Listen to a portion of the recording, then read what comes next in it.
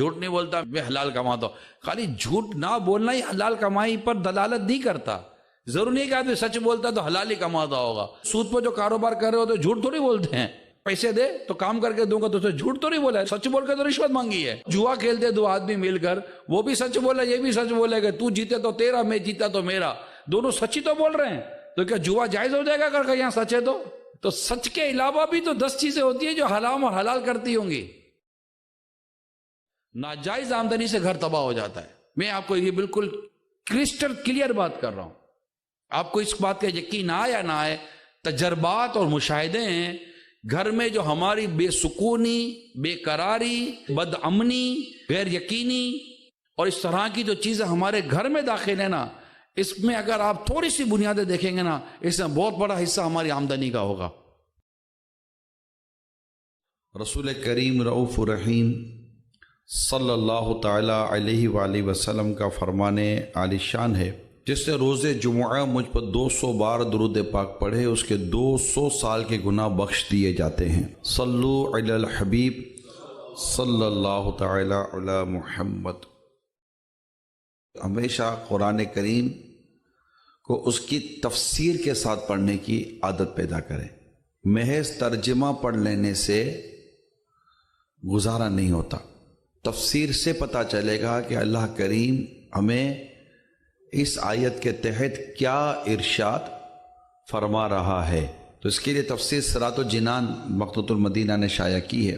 چاہے تو application down load کر لیں موبائل فون میں. مال اور اولاد کے چکر میں انسان اپنے رب کی نافرمانی تو نہیں کرے گا نا.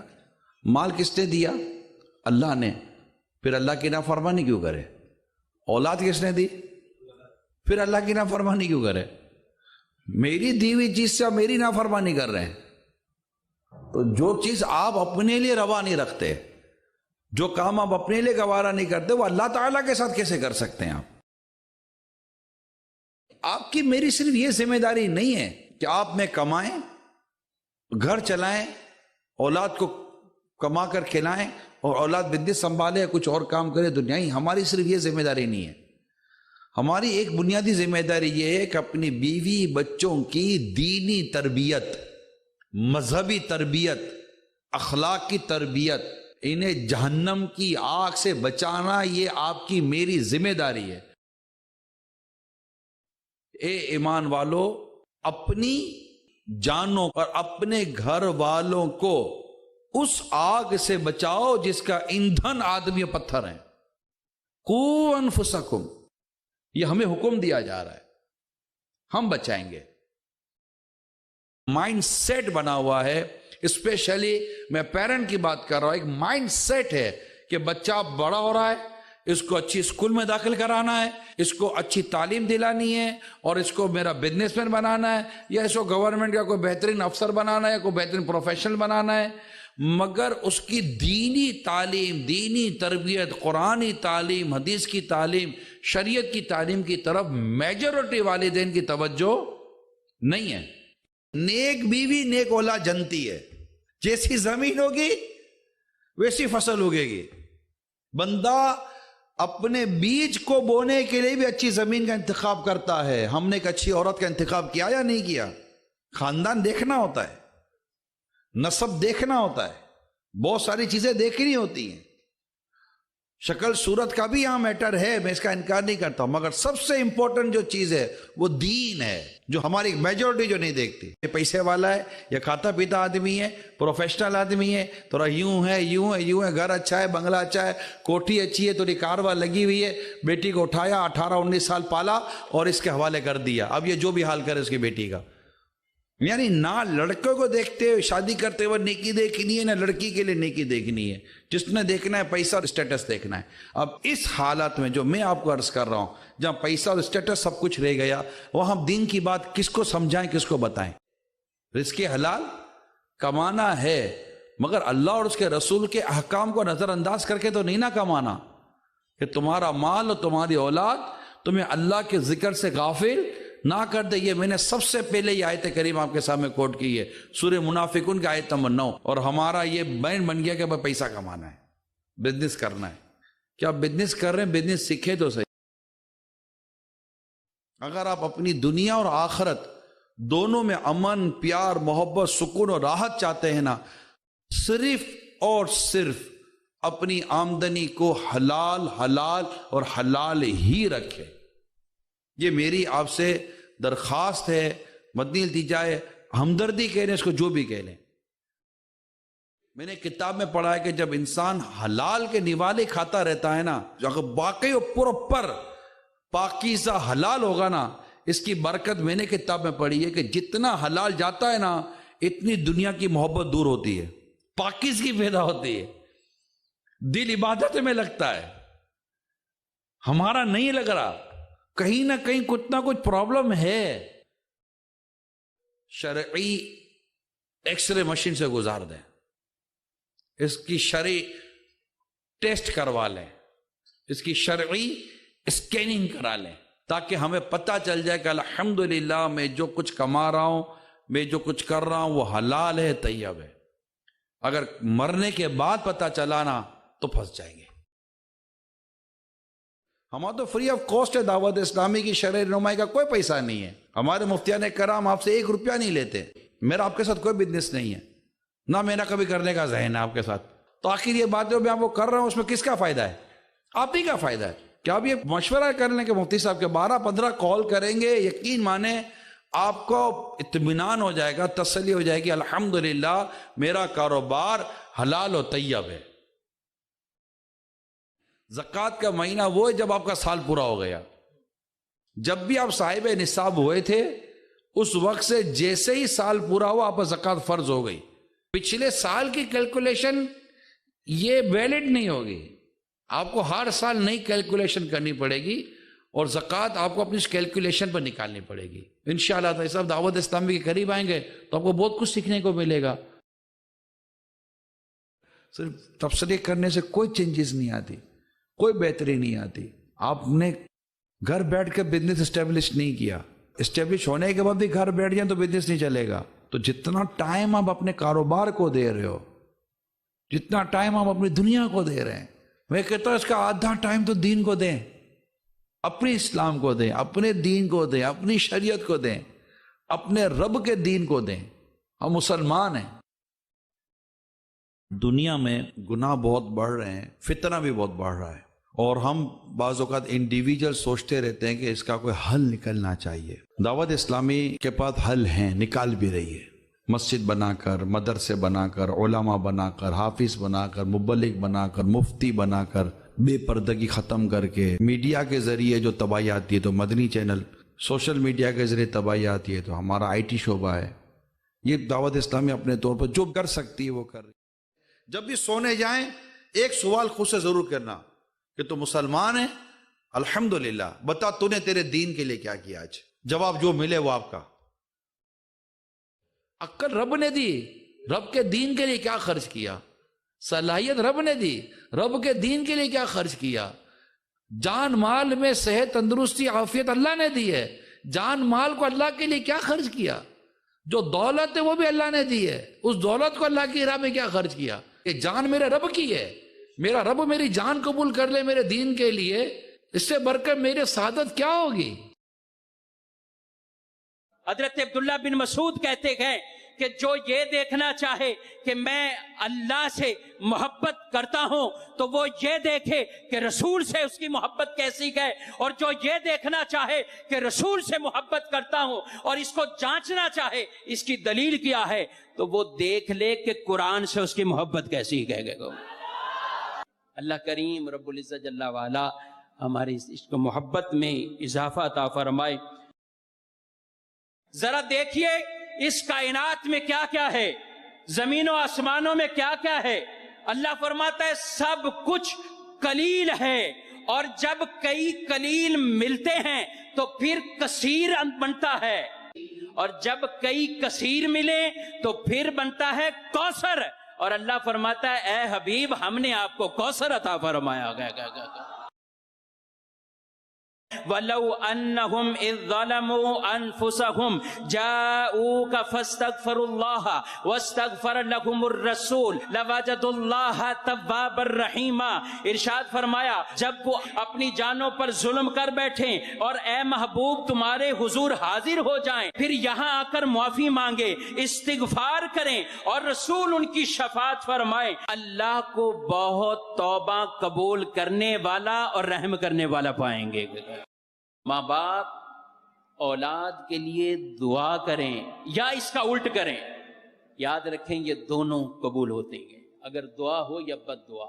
تو کوئی اولاد اس معاملے میں اس پر نہ آئے کہ اس کے ماں باپ اس کے لیے بد دعائیں کریں، نہیں، بلکہ ہمیں شریعت کا حکم ہے، ہم ان کی اتباع شریعت کے جائز کاموں میں جو ہے وہ کرتے رہیں۔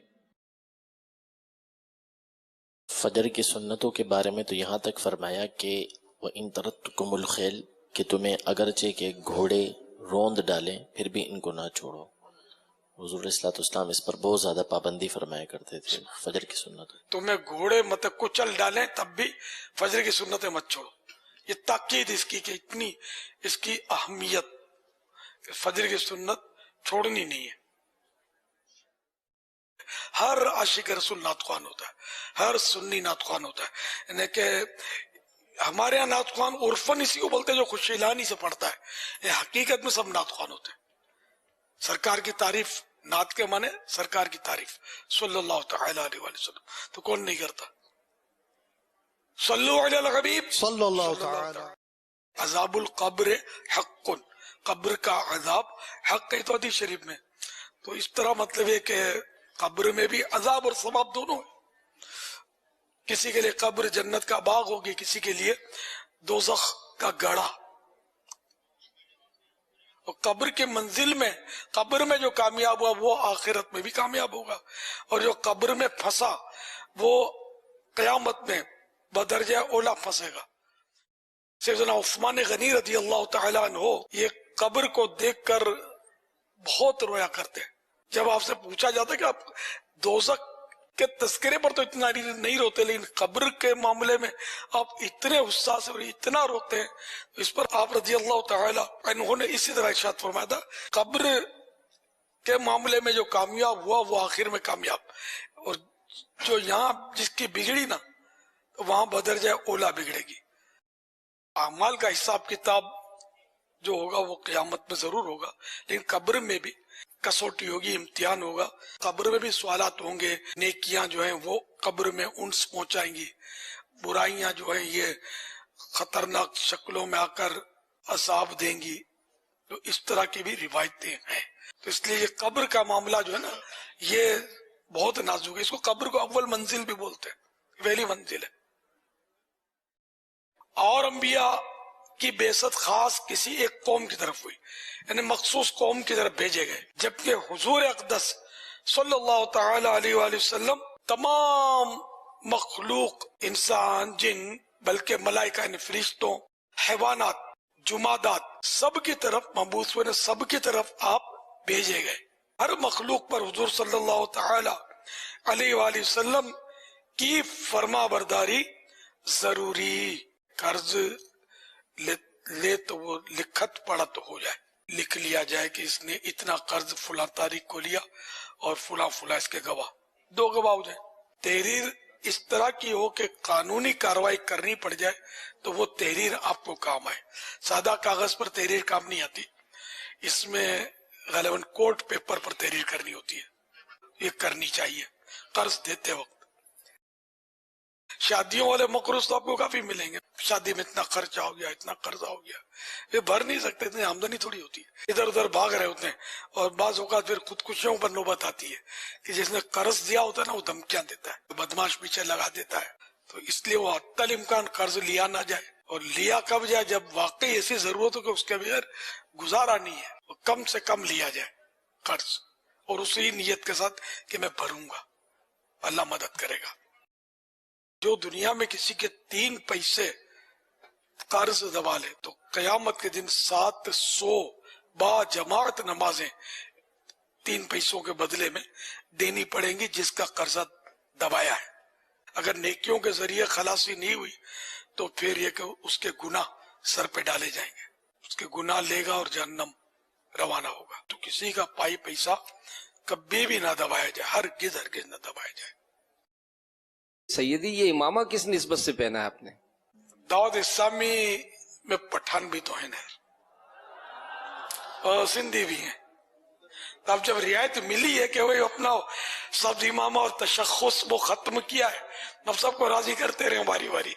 پٹھانوں کی دل جوئی کی نیت سے پہنا، ہر پٹھان تو خوش ہو یہ ضروری نہیں ہے، لیکن بہرحال یہ کہ یہاں بھی پٹھانوں کی ایک تعداد تشریف لائی ہے پورے ماہ کا اعتکاف کرنے کے لیے۔ سب مسلمان بھائی بھائی، کس نے سکھایا؟ قرآن نے۔ انما المؤمنون اخوہ، ترجمہ کنز الایمان، مسلمان بھائی ہیں۔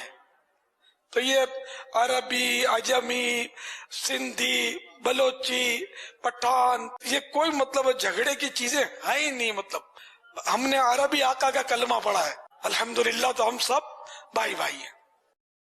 ایک فلسفر نے کسی کو کہا تھا کہ تو بول کہ میں پہچانوں کہ تو کون ہے۔ اللہ اکبر، اللہ بول نہ بول، زبان یہ کہنا، یہ انسان کے کردار کو بہت، یعنی سمجھو کہ زبان میرے کردار کی ترجمان ہے۔ اللہ، کیسا ہوں میں؟ مجھے ایسا لگتا ہے زبان میرے کردار کی ترجمان ہے۔ بولنا بڑا فن نہیں ہے، خاموشی بڑا فن ہے۔ اللہ اکبر، بول تو ہر کوئی لیتا ہے، خاموش تو کوئی رہتا ہے۔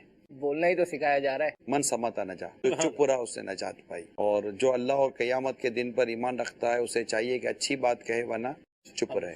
یہ جو نہ بولنے والا ہے نا، یہ بڑا طاقتور، بڑا بردبار، بڑا ہمت والا، بہت زبردست انسان ہے، کیونکہ اس کو نہ بولنے پر قدرت ہے یار۔ رہتی دنیا تک، قیامت تک کوئی ایسی ذات آئے گی کہ جس کے لیے یہ کہا جا سکے کہ اب ان کی سیرت نمونہ عمل ہے؟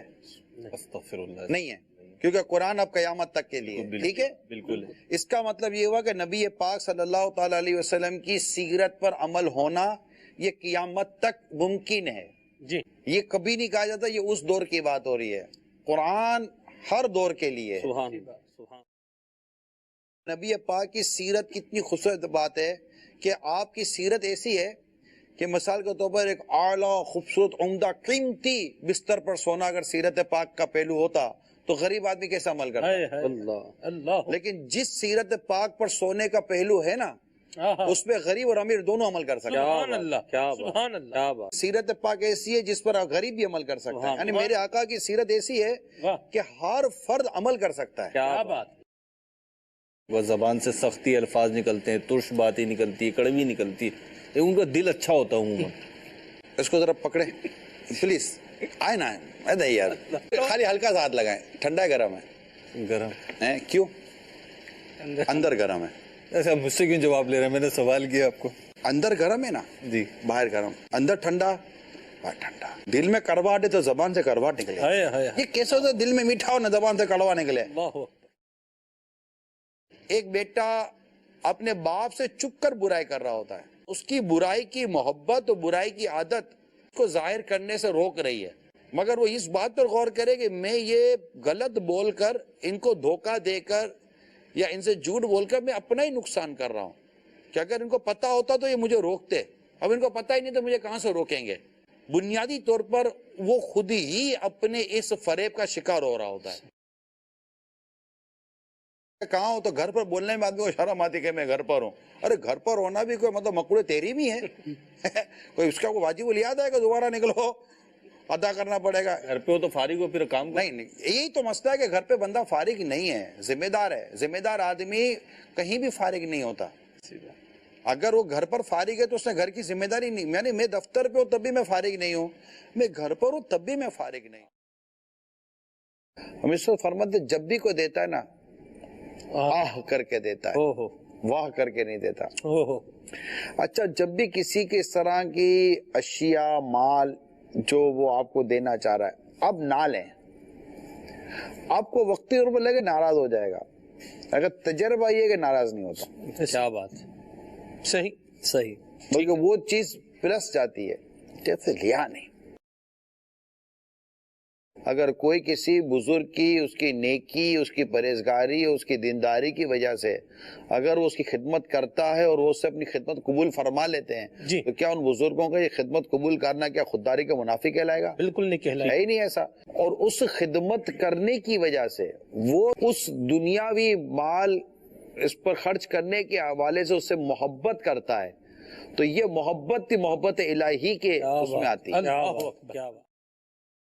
اس کا فائدہ ہوتا ہے جب یہ آپ کی یہ فنگر کاؤنٹر ہوتا ہے، جب یہ آپ کے انگلی میں ہوگا نا تو آپ اس کو پڑھتے رہیں گے، اور آپ ایک بار اس کا ایکسپیرینس کر کے دیکھ لیں، تجربہ کر کے دیکھ لیں، تو نارملی اگر آپ مثال کے طور پر 2 5 10 15 20 100 درود پاک پڑھتے ہوں گے، تو جس دن یہ آپ کے ہاتھ میں ہوگا نا اس دن آپ دیکھیں گے 500 1000 2000 درود پاک آپ کے ہو گئے ہوں گے۔ جب آپ کے پاس ہوگی نیچے ریکال کرتی ہے۔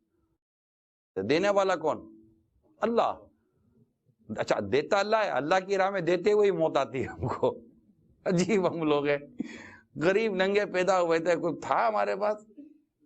آج جو کچھ اللہ کا دیا ہوا ہے، مگر وہ بھی اللہ کی راہ میں دینے میں ڈرتے ہیں، یار ختم ہو جائے گا تو ختم ہو جائے گا تو۔ حالانکہ یہ فائنل بتا رہا ہوں کہ جب بھی آپ نے اللہ کی راہ میں دیے نا، آپ کے مال میں کبھی کبھی نہیں آئے گی۔ یہ 4 چیزیں جو آپ کے پاس ہیں، چوڑیاں، زیور وغیرہ، انگوٹھیاں وغیرہ، اس کی زکوٰۃ کیلکولیٹ کرو۔ اب وہ بولتے ہیں نہیں ہمارا شوہر ہی دے گا۔ بھائی کیوں تمہارا شوہر دے گا یار؟ تو آپ بولو گے کہ ہم کو پاس پیسہ نہیں ہے، ہم تو نہیں کماتی ہیں۔ میں کماتی ہوں تو یہ کدھر سے آیا ہے؟ تو آپ بولو کسی نے دیا ہے ہم کو، ابو نے دیا تھا، مجھے میری امی نے دیا تھا، مجھے میرے شوہر نے دیا ہے۔ تو جمع تو کیا نا آپ نے، آپ کے پاس جمع تو ہو گیا نا۔ ایک بالی بیچو تو آپ کے پاس زکوٰۃ کی رقم آ جائے گی۔ یہ کیسے آئے گا پیسہ؟ یہ اسلامی بہنوں کو بتا رہا ہوں۔ اللہ کرے کہ ہم زکوٰۃ دینے والے بن جائیں۔ یہ سب ہے ہماری مال کی محبت کی وجہ سے کہ ہم سے زکوٰۃ ادا نہیں ہوتی۔ اب جو آدمی زکوٰۃ ادا نہیں کر سکتا اپنی، جو اس پر فرض ہے، وہ نفلی صدقہ کہاں سے کرے گا یار؟ کہاں اس کے جیب کے اندر ہاتھ جائے گا کہ میں نفلی صدقہ کروں؟ اللہ نہ کرے جو اس مال کو آپ دنیا میں چھوڑ کر مرے، اگر آپ نے اپنی زکوٰۃ ادا نہیں کی، اب آپ دیکھیں کہ اس مال کا خدا نہ کرے تو آپ کو عذاب نہ ہو۔ جب تک غلطی کا احساس نہیں ہوگا، توبہ کی طرف کیسے آئیں گے ہم؟ اور پھر مایوس نہ ہو، غلطی ہو گئی مایوس نہ ہو، کہ اللہ کے پیارے حبیب فرماتے گناہوں سے توبہ کرنے والا ایسا جیسے اس نے گناہ کیا ہی نہیں۔ آپ سچی توبہ کریں، میں بھی سچی توبہ کروں، آپ بھی سچی توبہ کریں۔ جو بندہ سچی توبہ کرتا ہے اللہ اس کی توبہ قبول فرماتا ہے۔ یعنی ایسا نہیں ہے کہ ہم لوگ نکل گئے اور کوئی مطلب کہ ہماری کوئی واپسی نہیں ہے، لمحہ لگتا ہے واپسی کو۔ تو بولو میرے پاس ٹائم ہے، اللہ کی عبادت کے لیے ٹائم نہیں ہے۔ جھوٹ کیوں بولتے ہو یار؟ جھوٹ کیوں بولتے ہو میرے پاس ٹائم نہیں ہے؟ تمہارے پاس سوشل میڈیا پر بیٹھ کر گھنٹوں گپے مارنے کے لیے بدنگاہی کرنے کا ٹائم ہے،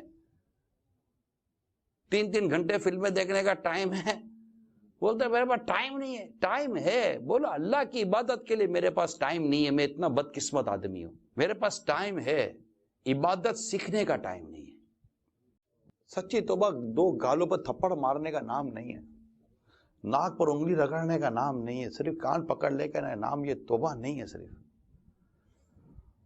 توبہ کہتے سچی توبہ آئندہ گناہ نہ کرنے کا پکا عزم، یہ ہے سچی توبہ۔ اور اللہ جانتا ہے کہ کون اپنی توبہ میں سچا ہے، کون اپنی توبہ میں جھوٹا۔ سچی توبہ کرے۔ اب یہ جب تک یہ 4 5 6 سال کا ہے نا، آپ نہ سمجھے گا یہ میرا ہے، یہ 5 6 سال کا بچہ ہوتا ہی آپ کا ہے۔ یہ جب تک انگلی پکڑ کے چلنے جیسا ہے نا، یہ آپ کا ہے۔ جس دن اس نے انگلی چھوڑی نا، اس دن آپ کے ہاتھ سے فر کر کے نکل جائے گا، پھر نہیں آتا آپ کے ہاتھ میں یہ۔ تو آپ کی ہماری بھلائی اس میں ہے کہ ہماری اولاد ہمارے ساتھ نیکی کے کاموں میں رہے۔ خوب ایصال ثواب اپنے مرحومین کو کریں۔ ہم نکمے لوگ ہیں، 1 دن 2 دن 40ویں تک برسی تک یاد رکھیں گے، پھر اپنے کاموں میں مصروف ہو جاتے ہیں۔ اگر ان مرحومین کا کوئی بندوبست اچھا والا کرنا ہے نا، تو میں مشورہ دوں گا کہ ان کے نام کی کوئی مسجد بنا دیں، کوئی مدرسہ بنا دیں، کوئی ایسی چیز بنا دیں جو چلنے والی ہو، قیامت تک چلتی رہے۔ بنانے والے کو بھی قیامت تک ثواب ملے گا، جن کے لیے بنائی ان کے لیے بھی ثواب جاریہ ہو جائے گا۔ تیرے سوا کون ہے میرا مالک، معاف کر دے. میری ماں سے میں نے کئی بار معافی مانگی، ماں نے معاف کیا. اے اللہ تو 70 ماؤں سے زیادہ چاہنے والا ہے، اپنے اس گناہگار بندے کو معاف کر دے. خدا کی قسم ایک بار اس کریم کو پکارو تو صحیح، ایک بار سر تو جھکا لو اس کے سامنے، وہ کیسے معاف کرتا ہے. موت دنیا اور آخرت کی ہولناکیوں میں سے سب سے زیادہ ہولناک ہے. یہ آروں سے چیرے جانے سے زیادہ، کینچیوں سے کاٹے جانے سے زیادہ، اور ہانڈیوں میں ابالنے سے زیادہ سخت تر ہے. کوئی سوچ سکتا ہے اتنی تکلیف کے بارے میں؟ اگر مردہ زندہ ہو جائے اور اپنی موت کی نزا کی سختیاں دنیا والوں کو بتا دے تو ان کی نیند اڑ جائے، سارا عیش و آرام ان کا ختم ہو جائے. یہ قبرستان میں ساری قبریں ایک جیسی دکھتی ہیں، مگر سب کی کہانی الگ ہے. کوئی جنت کا باغ ہے اور کوئی دوزخ کا گھڑا ہے. چھوٹے مکان میں وحشت ہوتی ہے نا. سنو، یہ 2 گز کی قبر بھی یہ جتنی چوڑی ہے اتنی بھی نہیں رہے گی اگر اللہ ناراض ہوا. میرے آقا نے ہاتھوں کو ملا کر فرمایا کہ جس سے رب ناراض ہوا بے نمازی کو قبر اس طرح دبائے گی کہ اس کی پسلیاں ٹوٹ پھوٹ کر ایک دوسرے میں پیوست ہو جائیں گی. قبرستان کی دعا، السلام علیکم یا اہل القبور یغفر اللہ لنا ولکم وانتم سلفنا ونحن بالاثر. اے قبر والو، تم پر سلامتی ہو، تم پر سلام ہو، تم پہلے چلے گئے ہو، ہم پیچھے آنے والے ہیں. یہ پیغام ہے کہ ہماری باری ہے. مگر نہ جنازے کے وقت عبرت ہوتی ہے، نہ سویم میں جا کر خیال آتا ہے آج کسی کا سویم، کسی کا 40واں، کل میری باری ہے. کبھی جنازے میں جاتے ہیں، کبھی سویم میں جاتے ہیں، کبھی 40ویں میں جاتے ہیں. کوئی عبرت، کوئی میسج اپنے لیے لیتے ہیں کہ نہیں؟ جنازہ آگے آگے کہہ رہا ہے اے جہاں والو، جنازہ آگے آگے کہہ رہا ہے اے جہاں والو، میرے پیچھے چلے آؤ تمہارا رہنما میں. ذرا سوچئے، میرے اور آپ کا جنازہ ہوا تو افضل تو یہ ہے کہ بیٹا باپ کو غسل دے، بیٹا والد کا جنازہ پڑھائے، بیٹا والد کو سنت کے مطابق کفن دے. کیا ہمارے بچوں کو ہم نے یہ سکھایا ہے؟ ہماری فیملی میں کسی ایک کو میت کو غسل دینے آتا ہے، کسی ایک کو کفن دینے آتا ہے، کسی ایک کو نماز جنازہ پڑھنی یا پڑھانے آتی ہے؟ ہم سوچیں نا کہ ہم کیسی تربیت کر رہے ہیں. تو بعض لوگ بڑے عجیب ہوتے ہیں، یار رشتہ داروں کی مدد نہیں کرنی. بھائی کیوں رشتہ داروں کی مدد نہیں کرنی؟ کیونکہ یہ آپ کو وہ عزت، وہ مان، وہ سمان نہیں دیتے، اس لیے رشتہ داروں کی مدد نہیں کرنی. صلہ رحمی پھر کس شے کا نام ہے؟ صلہ رحمی کو ادرا بدلے کا نام تھوڑی ہے کہ اس نے اچھا کیا تو آپ اچھا کریں گے. رشتہ داروں کے ساتھ آپ کیوں اتنی توقع رکھ کر بیٹھے ہوئے ہیں؟ میں نے بہن کو دیا تو میں نے بھائی کو دیا تو انہوں نے مجھے کیا دیا. بھائی آپ کو کیا لینا تھا ان سے؟ آپ کو اللہ سے جنت لینی تھی یا ان سے عزتیں لینی تھی؟ رشتہ داروں کو تو دیں، ان کو ڈھونڈ کر دیں، بلا کر دیں، اور مہربانی کر کے ان کی عزتوں کو سنبھال کر دیں. آپ اپنے 2 پیسے دے کر ان کی عزتیں نہیں خرید رہے، ان کی مدد کر آپ ان کی عزتیں نہیں خرید رہے کہ جناب میں نے تمہاری مدد کی، پورے خاندان کو بتا دیا، محلے کو بتا دیا، جناب میں تو اس کی مدد کرتا ہوں. قرآن کریم میں کتنا واضح تو ارشاد ہے کہ اپنے صدقات باطل نہ کرو، ایذا دے کر احسان جتا کر. لنگر رضویہ ہمارا ایک اکاؤنٹ بنا ہوا ہے. لنگر رضویہ پر میرے سنت نے بڑی پیاری دعا دی تھی کہ یا اللہ جو لنگر رضویہ میں دے، نہ اس کی جیب خالی ہو نہ تجوری خالی ہو، یعنی نہ اس کے یہ غریب، یہ اس کے پاس مال کی کمی نہ آئے، یہ تنگ دست نہ ہو. یہ بھی لوگ کھاتے پیتے ہی ہے نا، کھانا کھاتے ہیں، اور کھانا کھلانا یہ وہ عمل ہے کہ یہ جنت واجب کرانے والا عمل ہے. اللہ کریم ہم سب کو صدقہ و خیرات کرنے کی توفیق عطا فرمائے. لوگ باہر دیتے ہیں کیونکہ باہر لوگ اعلان کرتے ہیں، اشتہار چھپتے ہیں. اب کیا ماں اشتہار دے گی؟ ماں باپ نے زندگی بھر آپ کو کھلایا پلایا، لیکن اگر آپ اپنے ماں باپ کو 2 وقت کے لیے کچھ دے دیں یا مہینے میں 2 مہینے میں کچھ دے دیں تو دنیا کو بتا دیں کہ میں اپنے ماں باپ کی خدمت کرتا ہوں، میں اپنے ماں باپ کو دیتا ہوں. اللہ کے لیے دینا، کیوں دنیا کو بتا دیں؟ مہربانی کریں، اللہ کے لیے نیکی کریں، اللہ کے لیے صدقہ و خیرات کریں.